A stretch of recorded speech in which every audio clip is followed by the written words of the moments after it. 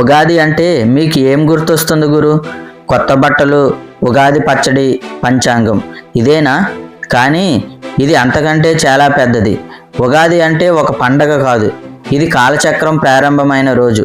అవును, బ్రహ్మదేవుడు సృష్టి మొదలుపెట్టిన రోజు, కాలచక్రం మొదలైన రోజు, అదే ఉగాది. ఈరోజు మనం తెలుసుకోబోతున్నది భగవద్గీతలో చెప్పిన కాలరహస్యం నుండి మహాప్రలయం వరకు, అక్కడ నుండి విష్ణువు చేపావతారం వరకు, చివరికి మనం ఉగాది ఎలా మొదలైందో తెలుసుకుందాము. ఇది మీకు తెలిసిన స్టోరీ కాదు గురు, ఇది ఒక టైం ట్రావెలింగ్ స్టోరీ. ఈ వీడియోలోకి వెళ్ళే ముందు ఈ వీడియోకి లైక్ చేసి మన ఛానల్ని సబ్స్క్రైబ్ చేయండి గురు. విష్ణుమూర్తి ఎందుకు చేప రూపంలోనే అవతారం ఎత్తాడు అని ఎప్పుడైనా ఆలోచించావా గురు? దేవుడైతే సింహం, మనిషి, రాక్షసుడు ఏదైనా అవ్వచ్చు, అయితే చేప రూపమే ఎందుకు దాల్చాడో తెలుసా గురు? దానికి సమాధానం మహాప్రలయంలో దాగి ఉంది. అది ఒక సాధారణ వరద కాదు, అది మొత్తం సృష్టిని ముంచేసే మహాప్రలయం.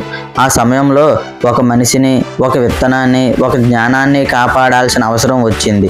అందుకే విష్ణువు చేపగా మారాడు గురు. భగవద్గీతలో ఒక అద్భుతమైన విషయం చెబుతుంది. బ్రహ్మదేవుడు ఒక రోజు అంటే మనుషుల కాలంలో 4.32 బిలియన్ సంవత్సరాలు అన్నమాట. దాన్నే ఒక కల్పం అంటారు.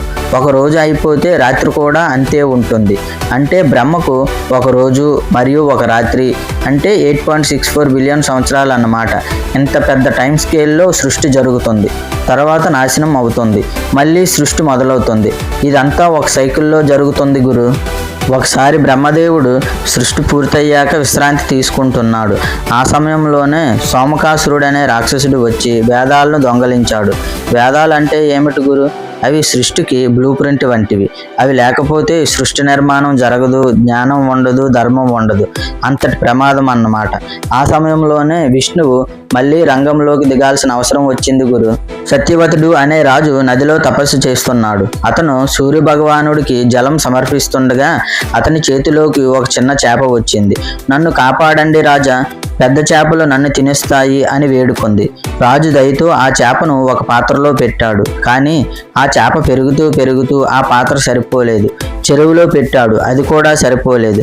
సముద్రంలో వదిలేశాడు, అది కూడా సరిపోలేదు. అప్పుడు రాజు, ఇది సాధారణ చేప కాదు, మహావిష్ణువు రూపంలో ఉన్న చేప అని రాజుకు అర్థమైంది. ఆ చేప మహావిష్ణువు స్వరూపంలో త్వరలో మహాప్రలయం రాబోతుంది. ఈ ప్రపంచం మొత్తం నీటిలో మునిగిపోతుంది. నువ్వు ఒక పెద్ద నౌకను తయారు చేయాలి, అందులో జీవుల విత్తనాలు, ఋషులు, జ్ఞానం అన్నీ తీసుకెళ్ళాలి అని సత్యవ్రతుడికి చెప్పింది. ప్రళయం రోజు రానే వచ్చింది. అన్ని సముద్రాలు ఉప్పొంగాయి, పర్వతాలు కూడా మునిగిపోయాయి. ఆ సమయంలో మహావిష్ణువు చేప రూపంలో వచ్చి ఆ నౌకను తన కొమ్ముకు కట్టుకొని సముద్రంలో దారి చూపించాడు. అది ఒక రక్షణ మాత్రమే కాదు, ఈ సృష్టిని కాపాడడానికి మహావిష్ణువు చేప అవతారం ఎత్తాడన్నమాట. కాలం ముగిసిన తర్వాత సృష్టి మళ్ళీ మొదలైంది. బ్రహ్మదేవుడు మళ్ళీ సృష్టిని ప్రారంభించాడు.